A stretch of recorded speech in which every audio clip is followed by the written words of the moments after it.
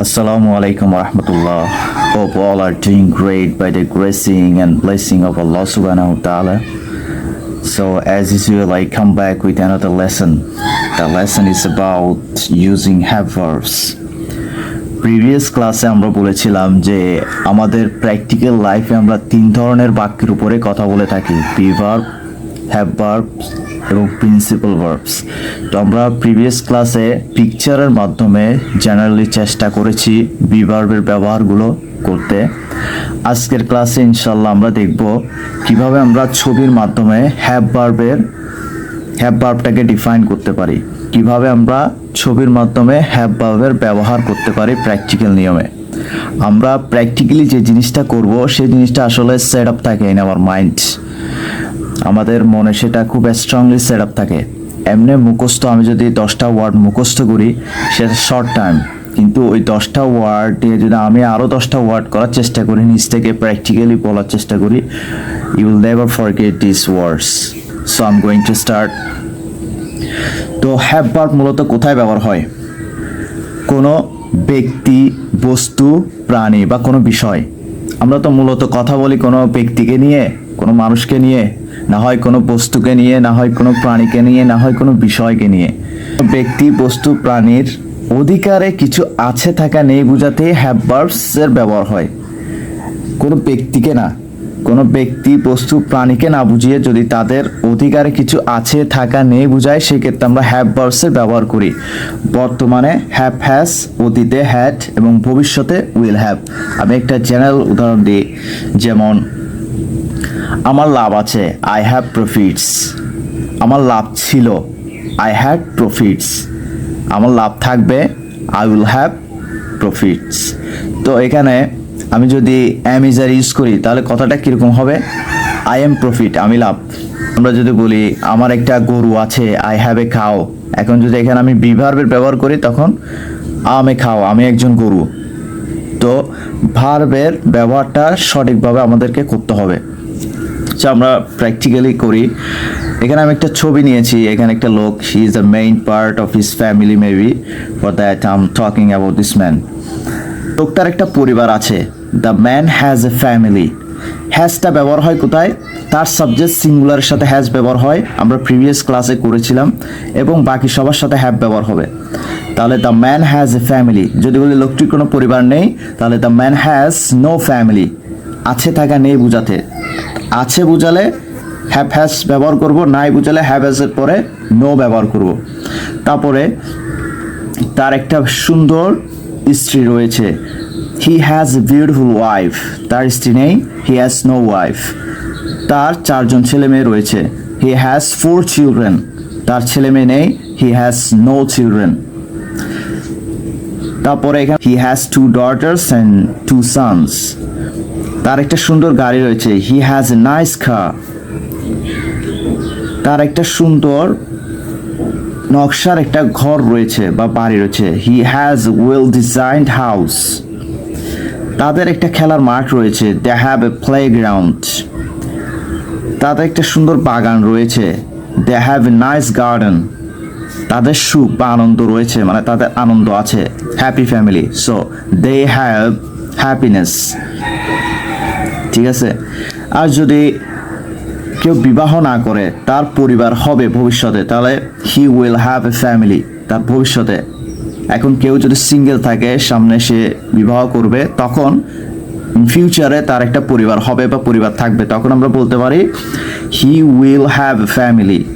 ওকে, অথবা he will have a beautiful wife, he will have children. তার সন্তান থাকবে, তার স্ত্রী থাকবে, এবার আমরা উইল হ্যাভ এর ব্যবহার করতে পারি। আর নেগেটিভ ক্ষেত্রে হ্যাভ এর পরে নো ইউজ করব।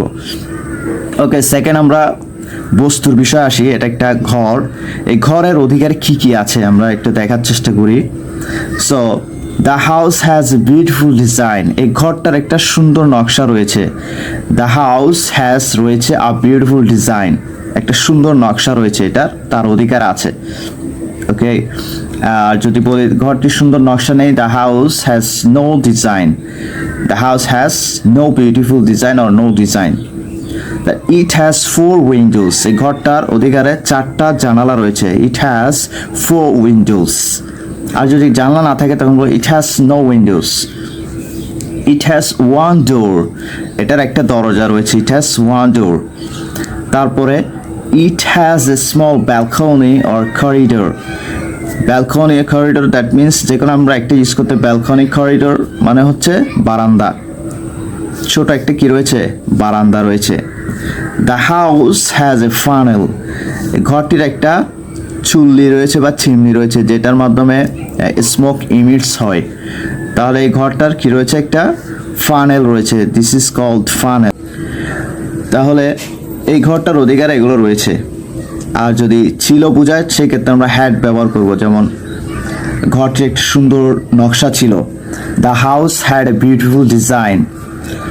ঘরটি 4টি জানলা ছিল, তার 4টা জানালা ছিল। ইট হ্যাড 4 উইন্ডোজ, এটার একটা দরজা ছিল। ইট হ্যাড ওয়ান ডোর, এটা ছোট একটা বারান্দা ছিল। ইট হ্যাড এ স্মল ব্যালকনি, বা ঘরটির একটি চুল্লি ছিল। The house had a funnel.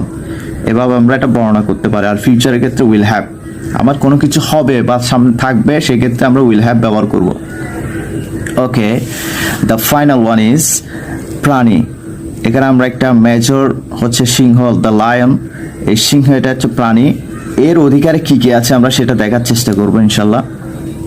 So the lion has a beautiful family, এই সিংহের একটা সুন্দর পরিবার রয়েছে। ওকে, ইট হ্যাজ এ ওয়াইফ, তার একটা স্ত্রী রয়েছে। দ্য লায়ন হ্যাজ 4 কাপস, সিংহের 4টি সেবক রয়েছে, 4টি বাচ্চা রয়েছে। সিংহের বাচ্চাদেরকে কাপস বলে, CUVS, কাপস। তারপরে ইট হ্যাজ এ কেভ, ইহার একটা গুহা রয়েছে, ওর অধিকার একটা কি রয়েছে, গুহা রয়েছে।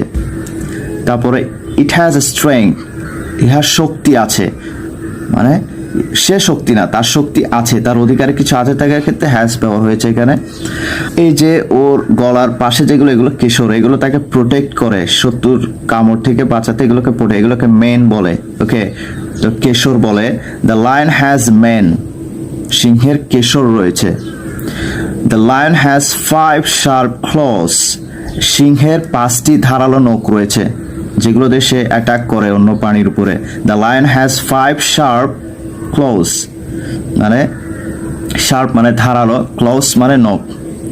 তাহলে এগুলো তার অধিকার আছে। আর যদি না থাকে তখন বলবো the lion has no beautiful family, it has no wife, the lion has no cubs, it has no cave, it has no strength, the lion has no mane, the lion has no sharp claws. না থাকলে আমরা no use করব। ওকে, আর যদি অতীতে থাকে বুঝায়, সিংহটা যদি মারা যায় এবং এটা অতীত হয়ে গেলে তখন আমরা বলবো the lion had a beautiful family, it had a wife, the lion had 4 cubs, it had a cave, it had a strength, the lion had a mane, the lion had 5 sharp claws. এভাবে করে আমরা বর্ণনা করবো ইনশাল্লাহ। I hope you understood all the things that I describe with this picture, all the sentences inshallah, and practice this way at your home. You have a lot of things surroundings you, and you have a lot of, and you possess also many things, so describe it inshallah.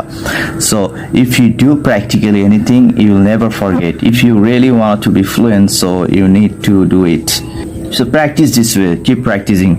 Assalamu alaikum wa rahmatullahi wa barakatuh.